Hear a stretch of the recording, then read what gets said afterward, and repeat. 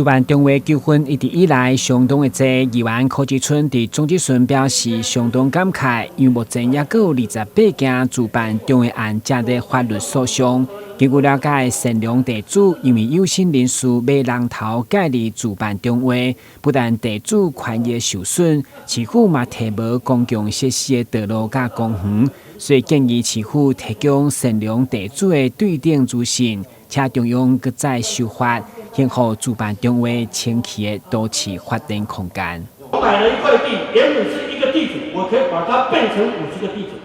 把它土地分割。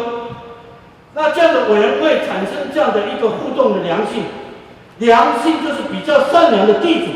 我希望这是重新分配。我叫西部经贸，我们公共设施完了以后，希望这个土地能够善加有价值观。徐议员你所讲的，所以很多自办从化，第一个纠纷多，第二个有一些利益团体包括黑道可能会介入，但是重点在于